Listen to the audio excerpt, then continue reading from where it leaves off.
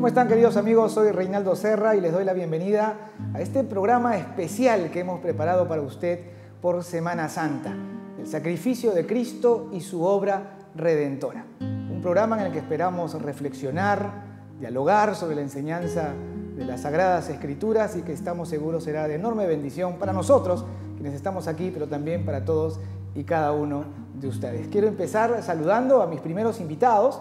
Estoy acompañado del padre Raúl Pereira Castro. Él es sacerdote de la Arquidiócesis de Lima, párroco de la parroquia Santa Mónica aquí en San Isidro, así que somos vecinos. Así es. Bienvenido, muchísimas gracias por estar con nosotros. Gracias a ustedes por la invitación. Y también estamos acompañados del pastor Francisco Vergara Calderón. Él es licenciado en Educación, con diploma de maestría en Teología, profesional en Teología del Seminario Evangélico de Lima, donde además es también actual docente. Muchas gracias, pastor, por estar con nosotros también. Gracias por la invitación. Bueno, ¿qué les parece si primero vemos un informe especial que hemos preparado sobre la figura histórica de Jesús y después quizás comentamos un poco también sobre eso? Vamos a verlo. El informe entonces es de nuestra compañera Dora Mera. Vamos a verlo. Sin duda alguna, Jesús es la figura principal de la humanidad, ya que marca el antes y después para los creyentes y, por qué no, para los no creyentes. Según se lee en los miles de relatos y películas sobre su vida, fue un predicador judío que vivió a comienzos del siglo I y fue crucificado en Jerusalén a mediados del año 30 bajo el gobierno de Poncio Pilato. Pero, ¿quién es en realidad Jesús? ¿Cuál es su historia? ¿Es considerado un pastor o un revolucionario? Pues a continuación podremos responder algunas de estas preguntas. Según cuenta la historia, Jesús nació en la aldea Galilea de Nazaret, en torno al año 4 a.C. Sus padres se llamaron José y María y se desconoce que haya tenido hermanos o hermanas. Cuando tenía 30 años, se hizo seguidor del predicador Juan Bautista, para posteriormente formar su propio grupo de seguidores a los que le predicaba la palabra de Dios. Según una teoría, se considera que Jesús fue principalmente un revolucionario mesiánico, que pretendía redimir a Israel e instalar un régimen teocrático.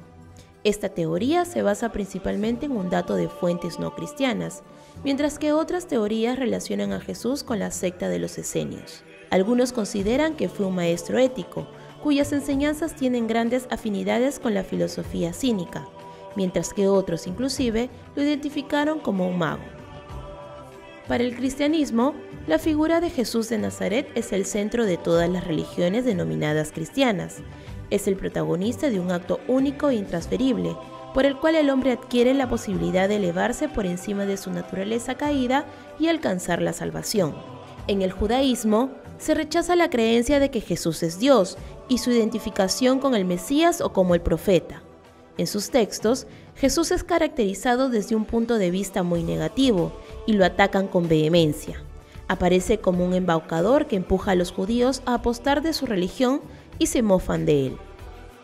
Para el Islam, fue uno de los profetas más queridos por Dios y, a diferencia de lo que ocurre en el cristianismo, para los musulmanes no tiene carácter divino. Es así que la muerte de Jesús es tratada de forma compleja, al no reconocer explícitamente su sacrificio, sino que antes de su muerte es sustituido por otro ser. Si bien no se conoce con exactitud algunos detalles de la vida de Jesús, se puede apreciar a través de las pinturas diversas representaciones de su aspecto físico. En un principio, prefirieron no representarlo de forma humana, sino con la primera y última letra del alfabeto griego, para representar qué significaba el principio y el fin. Años más tarde, aparecieron representaciones como un joven imberbe, y a partir del siglo IV fue representado casi exclusivamente con barba, que es la imagen que hasta la actualidad toda la humanidad conoce.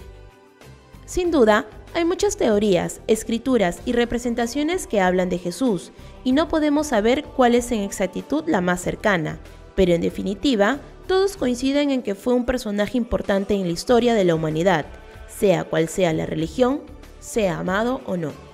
Bien, ahí teníamos entonces el informe de nuestra compañera Dora Mera sobre la figura histórica de Jesús. Y bueno, sin duda, los historiadores y los estudios que se han hecho pues corroboran la existencia, no solo la existencia del Señor Jesús, sino además lo que la Biblia registra. Pero más allá de ese asunto, el apóstol Pablo dirá que si Cristo no resucitó, somos merecedores de la mayor conmiseración. ¿Qué podemos decir al respecto? Empezamos con usted, quizás, padre.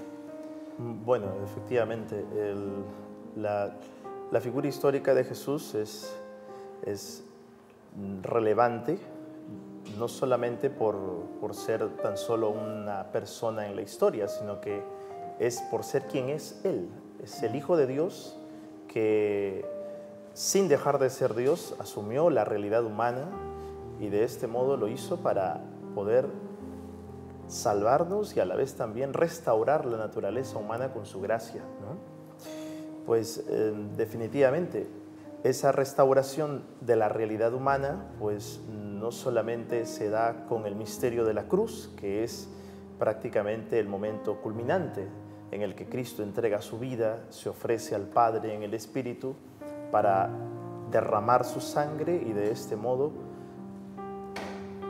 dar la redención a la humanidad, sino que también la resurrección de Cristo es la otra cara de la moneda, es decir, es lo que falta a la cruz de Cristo para que de este modo se complete el misterio de la redención. Cuando Cristo resucita, entonces de este modo le dice al hombre y a todos los hombres de la historia, este es tu destino ahora. Ahora tu destino es la resurrección, ahora tu destino es la vida eterna.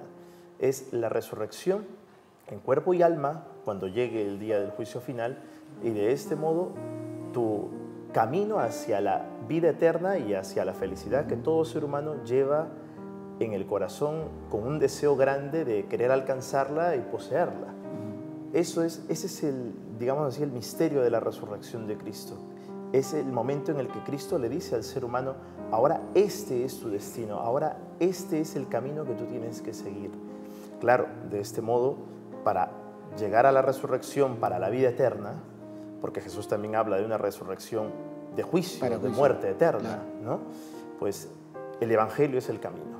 Y esa verdad de Cristo que nos salva, y esa verdad de Cristo que nos libera del pecado por la gracia que Él nos entrega a través de los sacramentos, pues esa gracia es la que se perpetúa a lo largo de la historia en la Iglesia y que la Iglesia la hace presente de modo especial, sobre todo en la Eucaristía. ¿Qué cosa ocurre en la Eucaristía? En la Eucaristía ocurre la actualización, es decir, el misterio del amor de Cristo Redentor que se hace presente para el ser humano de todos los tiempos y de este modo, al alimentar al ser humano con su cuerpo y con su sangre, de este modo lo prepara para su futura resurrección. De acuerdo, Pastor Pastor Francisco. Sí, yo creo que una de las cosas esenciales que encontramos en el Evangelio tiene que ver con la humanización de Dios, ¿no? La única manera de poder redimir al hombre era que Dios se hiciera uno de ellos. En Cristo eso se verificó, eso se produjo, eso es lo que encontramos en el relato bíblico y eso pues tenía también su correlato con lo que sería luego la muerte de Cristo, porque era no solo el hecho de nacer y de vivir, sino el hecho de morir. Pero allí no quedó toda la historia, sino que además de la muerte viene la resurrección. Dice el apóstol Pablo, ¿no es cierto?, que pues si no hay resurrección, vana es nuestra fe. Lo que sostiene, lo que sustenta nuestra fe es justamente la resurrección de Cristo, porque eso nos da la certeza y seguridad de que nuestros pecados han sido perdonados, de que ahora podremos tener una vida cualitativamente diferente, la comenzamos a vivir aquí, no hay que esperar una vida transhumana, transmundana, sino la comenzamos a vivir aquí, pero se concreta, se pone mucho más plena cuando estemos ya con el Señor en su presencia para la eternidad, ¿no? Ahora, también este informe que hemos visto y algunas de las preguntas, por cierto, que nos han llegado a través de las redes sociales, muestran la presencia de vamos a decirlo así, de un Cristo cultural, ¿no? El que la gente se identifica porque nacimos en una sociedad cristiana, ¿no? Pero que tiene muy poco que ver con la vida y con el señorío a quien llamamos Señor en nuestra vida. ¿Qué podríamos decir al respecto?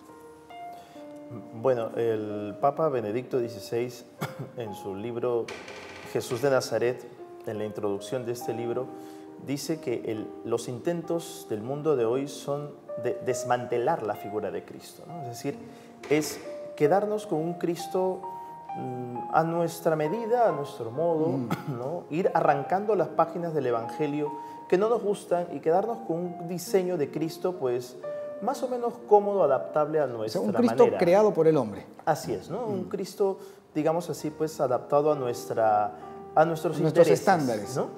Entonces, eso definitivamente no conduce a ninguna salvación. No, y no es el Cristo de la Biblia. A nada, a la salvación para nada, ¿no? Lo que los evangelios nos muestran, lo que la palabra de Dios nos muestra es al Cristo real, al auténtico, al único que existió, al único que murió, resucitó, y el que nos mandó, el que mejor dicho, nos dejó un mensaje no solo de amor, sino de un amor concreto aquí y ahora. Y a la vez también de una adherencia a la verdad, de una unión hacia esa verdad que nos salva. Al hombre no le da lo mismo la verdad que la mentira. No le puede dar lo mismo. Entonces, el hombre se adhiere a esa verdad de Cristo, reconoce que Cristo es esa verdad que le muestra el camino de la salvación, y de este modo pues lo reconoce como tal, como lo que realmente Él es. Él es el Hijo de Dios. Y por lo tanto no puedo diseñarte de otro modo, porque ya tú eres el Hijo amado del Padre, el Hijo eterno, y que de este modo te tengo que aceptar. El mundo de ahora definitivamente, y a la vez también muchas ideologías, bueno, las ideologías a lo largo de la historia prácticamente han descartado la figura de Cristo. O sea, simplemente Cristo nos incomoda y por lo tanto necesitamos ponerlos a un costado, ¿no? Por ejemplo, el comunismo niega a Dios. Por lo tanto, le incomoda todo lo que sepa a Dios, y obviamente pues necesita quitar a Dios de en medio para poder armar toda su estructura, ¿no? En cambio, la fe cristiana se une, abraza la realidad total de Cristo, el Hijo de Dios hecho hombre que ha venido a salvarnos. Y cuando el ser humano no se abraza a esta verdad, entonces corre el riesgo de equivocar el camino. O sea, si yo me fabrico un Cristo a mi modo o a mi manera, o simplemente creo que es un personaje que ha existido en la historia pero que es uno más del montón, entonces automáticamente me tengo que hacer la pregunta, entonces ¿quién me va a dar la salvación? Si este Cristo que me lo he fabricado de este modo pues es así, ¿qué salvación me está ofreciendo? Ese es el asunto y ese es el quid de esta situación, ¿no? De acuerdo. El mensaje de la cruz, que deberíamos tener presente toda la vida, pero que este es un tiempo en el que podemos tener esa oportunidad, ¿no? De reflexionar un poco más sobre el mensaje de la cruz. ¿Cuál es el mensaje de la cruz? Bueno, el mensaje de la cruz, en principio y fundamentalmente, es la manifestación del amor de Dios. Es decir, Dios nos ha amado hasta el extremo, dice San Juan, ¿no? Y por lo tanto, ese amor es al cual nosotros debemos acercarnos, ¿no? A través de las Sagradas Escrituras conocemos ese amor, ¿no? Hasta dónde llegó Cristo para manifestar el amor de Dios. Y definitivamente ahí vemos cómo es que el ser humano tiene que amar. Porque la cruz llega a ser como la síntesis de todo el Evangelio de Cristo. Si Cristo predicó en el Evangelio el amor a los enemigos, en la cruz se encuentra. Si Cristo nos dice que perseveremos hasta el final, en la cruz se encuentra. Si Cristo nos dice efectivamente que después de la cruz inclusive hay una vida eterna, también se encuentra allí. O sea, la cruz manifiesta el amor total de Dios por la humanidad, pero no es solo un hecho en un determinado momento de la historia, ¿no? Para la Iglesia Católica ese hecho se actualiza, es decir, vuelve otra vez a hacerse presente, ¿no? Pero ¿cómo se hace presente este hecho? O sea, ¿cómo es que volvemos otra vez todos hacia ese hecho en la historia? ¿Cómo es que otra vez el hombre se encuentra con ese hecho en la historia? Bueno, eso es la Eucaristía. Cuando Cristo, antes de su pasión, dice, este es mi cuerpo, que será entregado por ustedes. Esta es mi sangre, que se derrama por ustedes. Si nosotros quitamos la cruz, entonces esas palabras no tienen sentido. Absolutamente, no tienen sentido, porque claro, estarían vaciadas de contenido. Tendríamos que preguntarle a Cristo, ¿y de qué cuerpo entregado me estás hablando? ¿Y de qué cruz derramada me estás hablando? ¿De qué sangre, perdón, derramada me estás hablando? Si nosotros ponemos la cruz, entonces hay una conexión en la última cena y el misterio de Cristo en la cruz. De este modo, en la Eucaristía se actualiza. Por eso los primeros cristianos decían, sine Dominicus non possumus, es decir, sin el domingo, sin la Eucaristía, sin ese encuentro con Cristo en la Eucaristía, sin ese encuentro con el misterio de la redención que se hace presente, nosotros no podemos caminar. O sea, si yo no me encuentro nuevamente con ese misterio y si yo no me renuevo en ese misterio, porque ese misterio es fuente, es decir, no es solamente un hecho aislado, no, es fuente, no solo un hecho de la historia, perdón, es fuente, o sea, de ahí brota un manantial de gracia para toda la humanidad. Entonces, si yo no me encuentro con ese hecho que se hace presente en la Eucaristía, entonces el ser humano estaría como yendo a tientas por la vida, ¿no? En cambio, cada domingo, con esto acabo, cada domingo los cristianos católicos nos encontramos con ese misterio, nos renovamos en ese misterio, obviamente que también es el sacramento de la confesión, que es el que le permite al ser humano poder entrar en comunión con ese misterio plenamente, y de esta manera volvemos a encontrarnos con el amor de Cristo en la cruz derramado para toda la humanidad. Pastor Francisco. Sí, pues un poquito en Claro. diferencia, digamos, nosotros nos encontramos con Cristo a través de la Biblia, y eso puede ser todos los días, ¿no es cierto? Porque aquí en la Biblia es que encontramos todo lo que fue el significado de la vida, pasión, muerte y resurrección del Señor Jesús. Entonces, no esperamos un día especial. Tenemos nuestro momento en el que abrimos las páginas de la Escritura y buscamos qué cosa es lo que nos dice allí. Y efectivamente, la cruz nos habla de ese grande amor que Dios tiene por nosotros. Cómo nos amó de tal manera, como lo dice un texto, que dio a su Hijo unigénito, para que todo aquel que en él muera no se pierda, sino tenga vida eterna, ¿no es cierto? ¿No es cierto? Entonces, creo que la cruz nos habla de ese grande amor que nos explica además la Escritura. La Escritura nos la explica, porque si solo vemos un sacrificio o una muerte allí sin la explicación acerca de eso, pues también carece de sentido. ¿Cuánta gente murió sacrificada también en la antigüedad? Y sin embargo esa muerte no tuvo el significado que tuvo la muerte de Cristo, que tiene la muerte de Cristo hasta ahora. Y es una obra, como dice la misma Biblia, que fue realizada una sola vez y para siempre. Para siempre. ¿No? De acuerdo, entonces aquí me anima a entrar a un tema. Cristo murió una sola vez y para siempre. El sacrificio de Cristo, que es uno de los temas. Ok, mucha gente se ha sacrificado. Se ha sacrificado por la patria, se han sacrificado por otras personas, ¿verdad? Historias de sacrificio se han visto a lo largo de la historia y se siguen viendo. ¿Cuál es la diferencia entonces del sacrificio de Cristo con tanto estoicismo de que podemos encontrar de parte de otros seres humanos? Bueno, es que, claro... Tratemos de ser cortos las respuestas para poder responder todo. Sí, o sea, en el prólogo de San Juan dice, y el verbo se hizo carne. Es decir, la palabra eterna del Padre, el Hijo de Dios, se hace carne, o sea, toma la realidad humana, ¿no? Entonces, esas palabras yo tengo que entenderlas, tengo que creerlas, ¿no? Efectivamente, como dice San Jerónimo, desconocer la Escritura es desconocer a Jesucristo. Yo me puedo encontrar con Jesucristo todos los días a través de la Sagrada Escritura, pero Cristo resucitó un domingo, el primer día de la semana. ¿Y por qué Cristo quiso que ese día sea especial? ¿No? ¿Y por qué los primeros cristianos se reunieron cada primer día de la semana? Siempre. Bueno, y eso a lo largo lo de seguimos toda la haciendo historia. todos los cristianos. Sí, sí, ¿no? así es. Claro. Entonces, ese hecho es un dato importante y hasta inclusive, o sea, y Jesús vuelve a aparecerse otro primer día de la semana para poder devolverle la fe a Tomás, ¿no?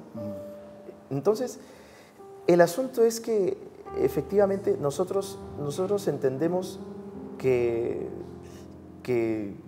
si Jesucristo es el Hijo de Dios, si lo comprendemos realmente, entonces entendemos el valor de la sangre, de su sangre, el valor de su entrega. Él mismo lo dice, ¿no? Nadie me quita la vida, yo entrego voluntariamente mi vida, ¿no? Y Cristo comprende efectivamente que eso es necesario para la salvación y la redención en el mundo, porque es voluntad del Padre y quiere de esta manera salvar a la humanidad también, uniendo su voluntad a la del Padre, ¿no? La misma pregunta. Sí, ¿por qué la muerte de Cristo es distinta que los sacrificios que han realizado y realizan algunos otros seres humanos? ¿No es cierto? Yo creo que es por la naturaleza de la persona. ¿Quién es la persona? Nosotros podemos hacer una serie de sacrificios. Hay ejemplos de padres de familia hoy que de repente están haciendo un sacrificio inmenso por mantener a sus hijos, etcétera. Pero el sacrificio de Cristo tiene un carácter completamente diferente. ¿Por qué? Porque es Dios encarnado y porque su venida tiene como propósito que la salvación de los seres humanos. Es un sacrificio con valor eterno para el hombre. Así es, ¿no es cierto? Entonces, lo que necesitamos hacer es venir a ese encuentro con el Señor, que en realidad es cuando el Señor viene a nuestro encuentro, ¿no es cierto? Porque es Él quien viene a buscarnos. Nosotros no fuimos al cielo a buscar a Dios. Dios bajó del cielo y se hizo uno de nosotros para encontrarnos y mostrarnos cómo podíamos nosotros ser otra vez los seres que Él había diseñado originalmente y que pues a través del pecado original, Adán y Eva, etcétera, devienen en todo el caos que hoy vivimos. Importante llegar a ese punto a estas alturas del programa, ¿no? Porque efectivamente en estas fechas se ven muchas películas, algunas muy bien hechas, y a veces estamos inclinados, tenemos la tendencia a decir, pobrecito, ¿no? Pero en realidad pobrecitos nosotros, ¿no? Entonces lo que tendríamos que pensar un poco más es cuál es nuestra condición. Porque el común de las personas nos creemos buenos, pues yo no le robo a nadie, no mato a nadie, soy una persona buena, ¿no? ¿De qué en realidad tengo que arrepentirme? Entonces el mensaje de arrepentimiento debe estar para los otros. Pero ¿cuál es entonces esa condición del hombre? Entonces, bueno, definitivamente ahí viene la respuesta a ese amor de Dios, ¿no? La respuesta al amor de Dios es una respuesta en justicia, es decir, Dios nos manda amarle, Dios nos manda seguirle, unirnos a Él. ¿Y por qué nos lo manda? ¿No? Porque es un deber de justicia. Es decir, es justo amar a Dios porque Dios nos ha creado. Es justo amar a Dios porque Dios nos ha redimido y nos ha rescatado con la sangre de su Hijo. Por lo tanto, es un deber de justicia. Y cuando nosotros no amamos a Dios, no seguimos sus normas, su camino, su evangelio, entonces estamos cometiendo una gran injusticia. La gente piensa que a Dios hay que darle caridad, y no es así.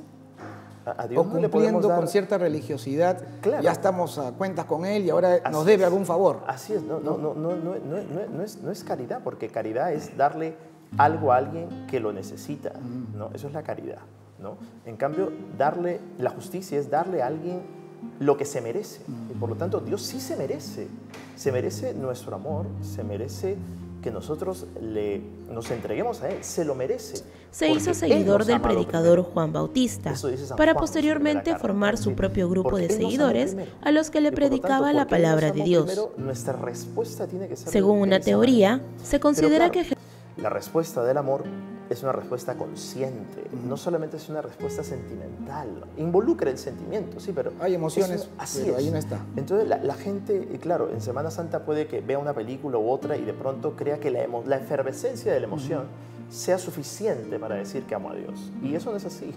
Claro. Dios nos pide que le amemos con todo el corazón, con todo el alma, con toda la mente, con todas las fuerzas, ¿no? Entonces, eso supone toda la vida. Entonces, es toda la vida, cada día de mi vida. Entonces, la norma del amor es el Evangelio, son las bienaventuranzas, son los mandamientos.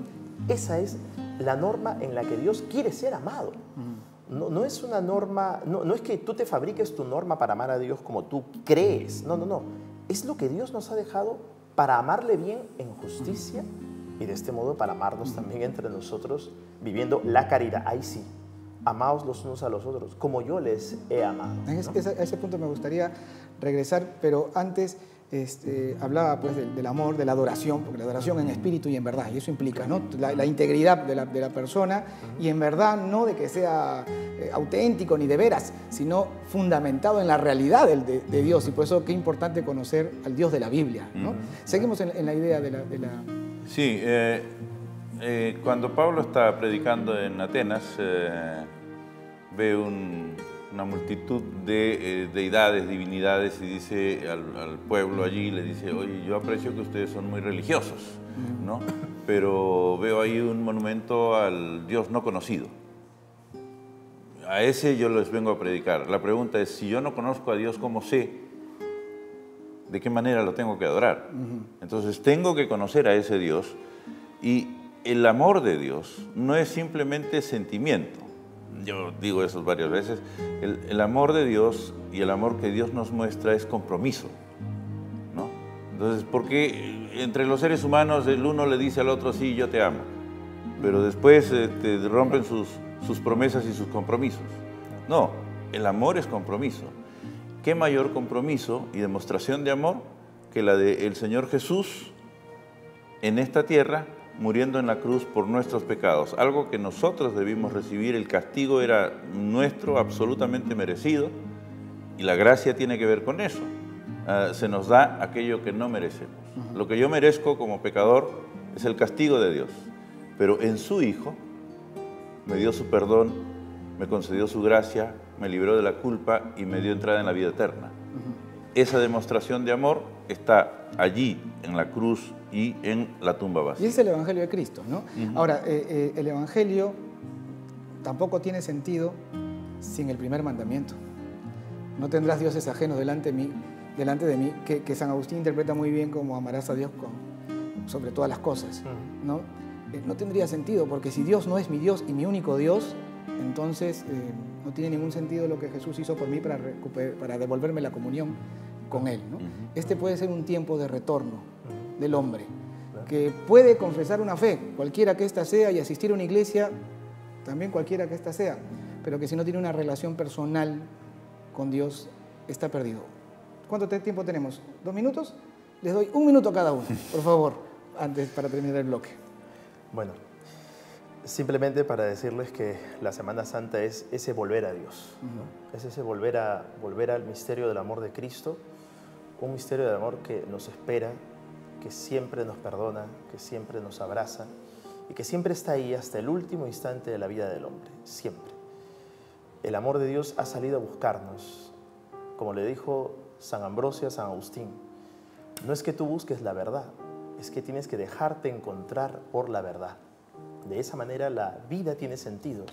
Cuando te dejas encontrar por ese amor, cuando asumes esa verdad en tu vida, cuando tu vida cambia por completo porque tú así lo quieres, y cuando la gracia de Dios te asiste para poder cambiar en tu vida y así lograr entrar en la vida eterna de Cristo, muerto y resucitado. Sí, la Semana Santa es un periodo en el que podemos y debemos tomarnos un momento para pensar en el significado de la vida del Señor Jesús y cómo nosotros podemos ser transformados por ese poder, por ese amor de Dios, que es algo no solo individual, personal, intimista, sino que además tiene que ver con las implicaciones sociales de eso. Si queremos una mejor nación, tenemos que ser mejor personas, ¿no? Y eso lo vamos a lograr en la medida en que nos ciñamos, nos abracemos, caminemos de la mano con Cristo por esta vida. Entonces, en esta Semana Santa, que todos los que vivimos en este país y en todos los lugares donde se celebra la Semana Santa, tengamos un pretexto, dado que en muchos lugares es feriado, de pues volver a las Escrituras, visitar una congregación, escuchar la palabra de Dios y dejar que ese Espíritu de Dios que inspiró las Escrituras me hable a mí, me convenza de lo pecador que soy y de que solo en Cristo puedo encontrar la salvación y la solución a mi problema. Muchísimas gracias a ambos por su presencia, que el Señor los bendiga y los siga dirigiendo en su ministerio. Nosotros nos vamos a una pausa. Al volver estaremos conversando con el teólogo Pedro Arana Quirós. No se lo pierdan.